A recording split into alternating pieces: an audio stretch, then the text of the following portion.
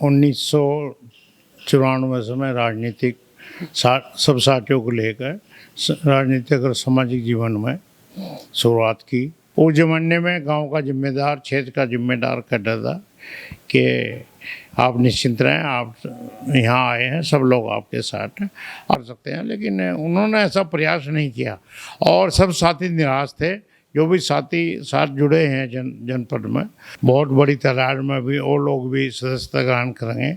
नमस्कार दोस्तों, एक बार फिर से आपका स्वागत है राही न्यूज़ में। मैं आपके साथ संदीप पोहीवाल। दोस्तों, जैसे कि आप जानते हैं कि हम समय समय पर आपकी मुलाकात करवाते रहते हैं। आज भी हम आपकी मुलाकात करवाने जा रहे हैं ऐसे खास शख्स से जो कि किसी परिचय का मोहताज नहीं है, क्योंकि रुड़की की आन बान शान कहे जाने वाले राजेंद्र चौधरी से आपको मिलवाने जा रहे हैं और जानते हैं इनके जीवन परिचय के किस तरीके से इनकी शैक्षिक योग्यता चली, किस स्कूल में पढ़े हैं और बचपन में क्या करते थे। आखिर राजनीति का जो सफ़र है वो कब स्टार्ट किया और किस तरीके से इन्होंने अपने आप को निखारा। जी नमस्कार राजेंद्र चौधरी जी। धन्यवाद आपके चैनल का, आप सबका। देखिए, 1994 से मैं राजनीतिक सब साथियों को लेकर राजनीतिक और सामाजिक जीवन में शुरुआत की और उत्तर प्रदेश के टाइम में 1995 में अड्डा जिला पंचायत हरिद्वार। राजेंद्र चौधरी जी, सबसे पहले तो हम आपके बचपन के बारे में जानना चाहेंगे। मेरा गांव लखनौता है जो यूपी बॉर्डर के नज़दीक है और मैं शिक्षा में ग्रेजुएशन हूँ, बीएसएम डिग्री कॉलेज से रुड़की से ही हूँ। और उसके खेती मेरा मूल पेशा है।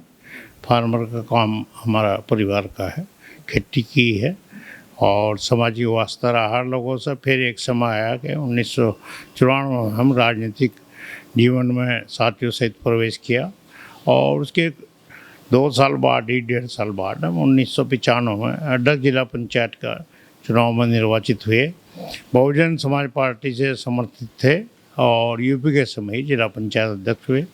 और उसके बाद दूसरी बार भी हम जिला पंचायत सदस्य का खानपुर ब्लॉक से ही पहली बार लड़े थे, दूसरी बार भी खानपुर ब्लॉक से लड़े और जिला पंचायत सदस्य का चुनाव लड़े।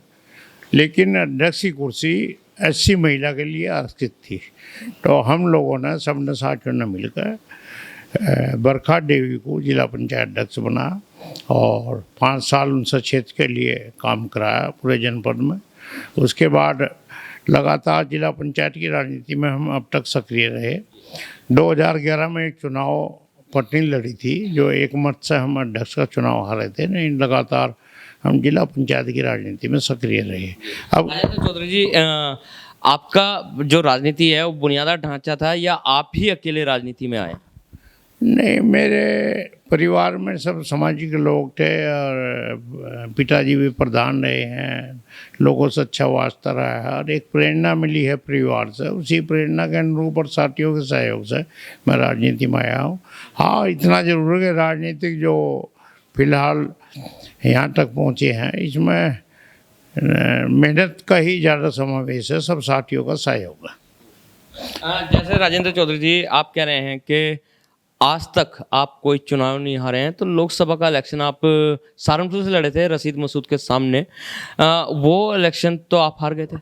नहीं, मैं जिला पंचायत की बात की। जिला पंचायत में हम एक अध्यक्ष का चुनाव हारे हैं और 1996 में ही 1995 जिला पंचायत अध्यक्ष हो गया था। लेकिन बहुजन समाज पार्टी के बैनर पर ही मैं 1996 में अप्रैल में सहारनपुर लोकसभा का चुनाव लड़ा था और बहुत सीमित मतों में, उस ज़माने में 28,000 में मतों से पराजित हुआ था, रह गया था।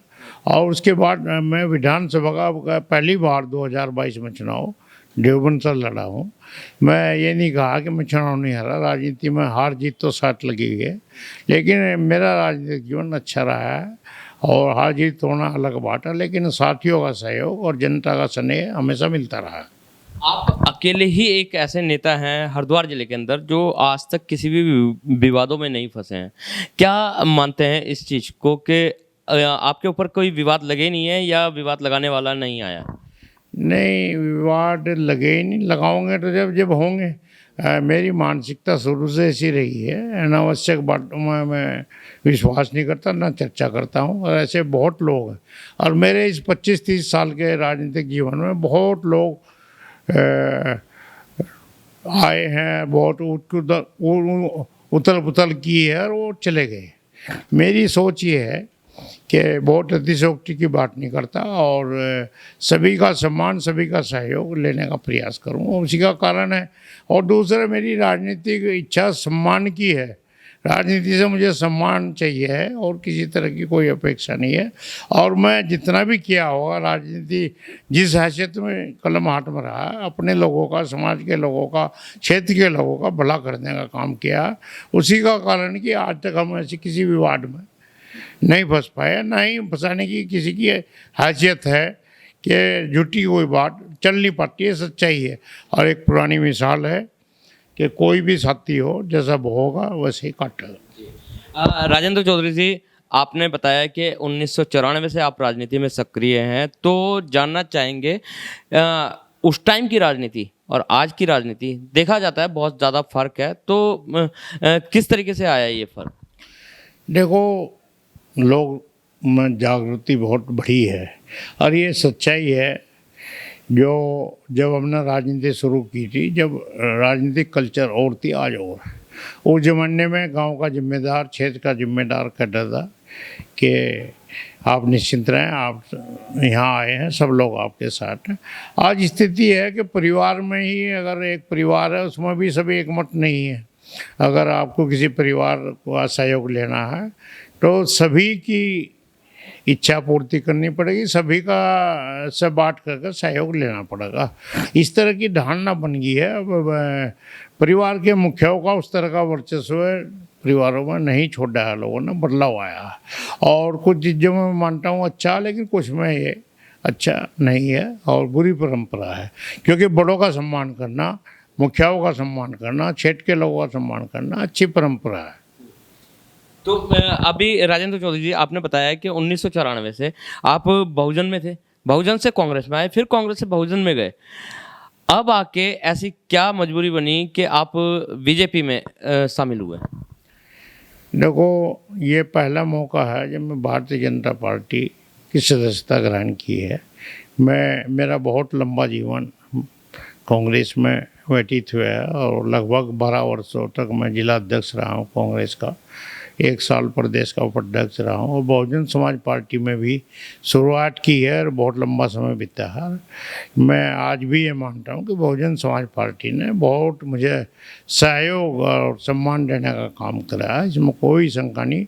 लेकिन आज का समय कुछ बहुजन समाज पार्टी का ऐसा बीत रहा है। मैं 2022 में विधानसभा लड़ा था देवबंद से, लेकिन जब से लेकर अब तक मैं उत्तराखंड, क्योंकि मैं राजनीति उत्तराखंड की करना चाहता था जब भी, लेकिन बहन मायावती जी का निर्देश था, मैं देवबंद गया, देवबंद से विधानसभा लड़ा। और उसके बाद मैं फिर उनसे आग्रह किया कि मैं उत्तराखंड में ही मेरा वास है और उत्तराखंड में ही मेरा सब कारोबार, खेती बाड़ी सब कुछ है, तो इसलिए मुझे उत्तराखंड में ही राजनीति करनी है। और मैं पूरे 1 वर्ष जो प्रदेश के नेता हैं बहुजन समाज पार्टी के और केंद्रीय नेतृत्व जो यहाँ सहयोग करने का काम करा है प्रदेश में, उनसे बहुत आग्रह किया कि बहुजन समाज पार्टी को आप सब मिलकर अगर चाहें तो खड़ा कर सकते हैं, लेकिन उन्होंने ऐसा प्रयास नहीं किया। और सब साथी निराश थे, जो भी साथी साथ जुड़े हैं जनपद में, वो सब इस बात से नाराज थे और दुखी थे कि हम सब निष्क्रिय हैं, और सभी लोगों को कहीं ना कहीं आस लगी रहे अपने कामों की भी, सम्मान की भी, और उनमें कमी आ रही थी। तो सब लोगों का निर्णय था, सबके सलाह से ही लिया। कहीं ना कहीं आप ये मानते हैं कि बहन जी क्या नाम दबाव डालती है पार्टी वर्करों पे, पार्टी पदाधिकारियों पर? नहीं, बहन जी दबाव नहीं, बल्कि जो प्रदेश में जिन्हें जिम्मेदारी सौंप रखी है, उन्होंने ही पार्टी को कमज़ोर करने का काम किया और पार्टी को मजबूत करने में अपना जो उनका समय बीतना चाहिए था, सहयोग मिलना चाहिए था, वो नहीं मिला। और बहन जी का ये है कि उन लोगों पर जो नियंत्रण था उसके अनुरूप उनसे जवाब सवाल होना चाहिए था, लेकिन नहीं हुआ। अब पंचायतों में मिसाल के तौर पर मैं बताना चाहूँगा, बहुजन समाज पार्टी जब से प्रदेश बना है, 15-20 जिला पंचायत सदस्य जीत कर आते रहे हैं, लेकिन इस बार बहुत कम आए हैं, सिर्फ इसलिए कि प्रदेश के नेतृत्व ने और जो भी हमारे प्रभारी रहे हैं उन्होंने चयन प्रक्रिया अच्छी चयन नहीं की और ऐसे लोगों का चयन किया जो जीतने में सक्षम नहीं थे। और दूसरा कारण ये भी रहा है कि जो प्रत्याशी चयन किए गए उन्हें बहुजन समाज पार्टी का जो परंपरागत वोट है एससी समाज का वो नाम मात्र मिला है। उसका कारण ये रहा कि 5-6 लोग कुलजीत का हैं पूरे जनपद में, तो ये दुर्भाग्य ही है। और अगर अच्छी स्थिति में जीत के आते हैं तो जिला पंचायत अध्यक्ष भी बहुजन समाज पार्टी का होता है। लेकिन अगर जो कहा जाए बहुजन का इतिहास है कि बाहर के व्यक्ति को और टिकट के नाम पे पैसा बहुत ज़्यादा दिया जाता है, ये सभी जानते हैं। तो क्या स्थानीय व्यक्ति को नहीं मौका मिलना चाहिए? नहीं, ये भी सच्चाई है। अब जो लोग पार्टी में काम कर रहे हैं समर्पित होकर अपना समय दे रहे हैं और आर्थिक सहयोग कर रहे हैं, और जब कोई चुनाव है उनसे राय भी लेना जरूरी नहीं समझा, तो बाहर के आदमी को थोप दिया जाए, क्या कारण उसे थोपने का कुछ भी हो। अब जैसे अभी लोकसभा में चयनित कर दिए हैं किसी सज्जन को, जबकि उनका बहुजन समाज पार्टी में कोई योगदान नहीं है। और तो जो लोग बहुजन समाज पार्टी के वो हताशा तो है ही है, और वो मैं समझता हूँ काम करने में भी इतना अच्छा मन लगा काम नहीं करेंगे, निराशा जो है हाथ ही लगेगी। आपका इशारा कहीं उमेश कुमार की वाइफ सोनिया शर्मा के ऊपर तो नहीं? देखो, मेरा मानना ये है कि लोकसभा में लगभग 1 साल या कुछ कम समय है, अभी तो नाम तय हुआ है। ऐसा भी हो सका है कि जिनका नाम तय हुआ वो शायद प्रत्याशी ना रह पाओ, यानी कि जिनका नाम आया हुआ है वो प्रत्याशी ना रहे। और लेकिन अगर जो बात करें बहुजन समाज पार्टी की, तो बहन जो मायावती जी हैं वो खुद निष्क्रिय हैं अभी, तो पार्टी को कैसे सक्रिय करेंगी? वो बहन जी के बारे में कोई टिप्पणी मैं किसी प्रकार की ज़िंदगी में कर नहीं पाऊँगा, ये सच्चाई है। जी, तो अभी बीजेपी में आया है, तो बीजेपी ने क्या आश्वासन दिया? कहीं ऐसा तो नहीं है कि बीजेपी आपको हरिद्वार सीट से लोकसभा का इलेक्शन लड़वाना चाह रही हो? भारतीय जनता पार्टी में मैं सदस्यता ग्रहण की है साथियों के साथ, और बहुत बड़ी तादाद में भी और लोग भी सदस्यता ग्रहण करेंगे। लेकिन कहा जाता है कि आपका अपना ही, बिना पार्टियों के आपका अपना ही इतना वर्चस्व है कि आपका अपना ही इतना वोट बैंक है, कहीं इसका फायदा बीजेपी पार्टी उठाना तो नहीं चाह रही है? मैं वही बात करना चाह रहा था आपको कि भारतीय जनता पार्टी में बिना शर्त के मैं सदस्यता ग्रहण की है, और एक जो मैं पहले कही है सच्चाई है, जैसा बोओगे ऐसे काटोगे। अगर हम और हमारे लोग काम नेक नियत से मजबूती के साथ करेंगे तो भारतीय जनता पार्टी भी हमें काम भी और सम्मान भी देने का काम करेगी। और मुझे पूरा विश्वास है कि मुझे भी और मेरे साथियों को भी भारतीय जनता पार्टी, क्योंकि एक कारण बहुत बड़ा है, मेरी जो जीवन शैली है, मैं अपने जीवन में कभी नॉन वेज नहीं चक्कर रखा, ड्रिंक नहीं करके रखा, मेरा खान पान ऐसा है, बीड़ी सिगरेट में नहीं पीता। तो मेरी जो कल्चर है वो भारतीय जनता पार्टी में एक किस्म से सहयोगी है, भले ही मैं दूसरी पार्टी में रहा हूँ।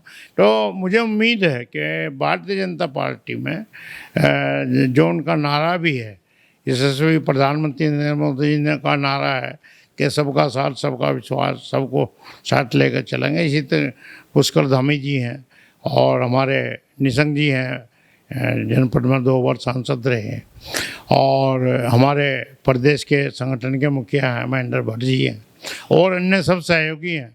सब मिलकर जिस तरह अच्छे बुरे को देखकर पार्टी को मजबूत कर रहे हैं, तो मुझे उम्मीद है मुझे भी और मेरे साथियों को भी भारतीय जनता पार्टी में स्थान भी मिलेगा और सम्मान भी मिलेगा। राजेंद्र जी, जैसे अभी कर्नाटका में कांग्रेस सरकार आ गई है, तो इसका पूरे देश में असर पड़ेगा या नहीं, खास तौर से हमारे उत्तराखंड में? देखिए, दरअसल ये तो एक मोहरा टाइप है, और उत्तर प्रदेश इतना बड़ा प्रदेश है, नाम मात्र है कांग्रेस। तो अगर पूरे देश में आज ये विचार करोगे तो भारतीय जनता पार्टी की सरकार बनेगी, और दूसरी सरकार बनने का कोई सपना भी नहीं है। और ये चाहे कांग्रेस हो चाहे दूसरे दल हो, ये ना एकजुट हो सके ना एक बात कर सके। सबके अलग अलग मकसद हैं, अलग अलग स्थान है। और भारतीय जनता पार्टी प्रधानमंत्री अपने यशस्वी प्रधानमंत्री नरेंद्र मोदी जी के नाम पर सब एकजुट है। पूरे देश में भारतीय जनता पार्टी एकजुट है। तो बहुत मजबूती के साथ भारतीय जनता पार्टी देश में अगला 2024 का चुनाव जीतने में कामयाब होगी। चलते चलते राजेंद्र चौधरी जी, जैसे राजनीति है, युवा भी बढ़ चढ़ के हिस्सा ले रहा है, तो क्या संदेश देना चाहेंगे? क्योंकि आपका जो एक दामन है आज तक पाक साफ है, राजनीति में कोई दाग नहीं लगा, तो क्या संदेश देना चाहेंगे उन नेताओं को कि किस तरीके से वो जनप्रतिनिधि के रूप में जनता के काम आए? देखो, मेरा आपके चैनल के माध्यम से सभी अपने युवाओं से भी, अपने हम उम्र से भी, अपने से बड़ों से भी ये आग्रह है कि हमें स्वच्छ राजनीति करनी चाहिए और साफ मन से अच्छे लोगों का साथ देना चाहिए। और वो एक ऐसा जो मजबूत स्तंभ के रूप में हमारे भारतीय जनता पार्टी है, जो सबका ध्यान भी रख रही है, सबकी चिंता भी कर रही है, और उसमें सबको जुड़ना चाहिए और उसी में सबका भला होगा। तो सुना आपने, ये थे राजेंद्र चौधरी जी, जिन्होंने संदेश दिया है कि अपनी राजनीति को साफ सुथरी रखिए और अगर जो आप जनप्रतिनिधि बने हैं तो जनता का सहयोग कीजिए, जनता के साथ कंधे से कंधा मिला के चलिए। और कहीं ना कहीं बीजेपी में आने का इनका उद्देश्य था कि बीजेपी का नारा है सबका साथ सबका विकास। तो इसी के साथ बने रहिए, राही न्यूज़ में आपको मिलवाते रहेंगे अगले अंक में इसी तरीके के खास शख्सों के साथ। जब तक के लिए दीजिए इजाजत। जय हिंद, जय भारत, जय उत्तराखंड।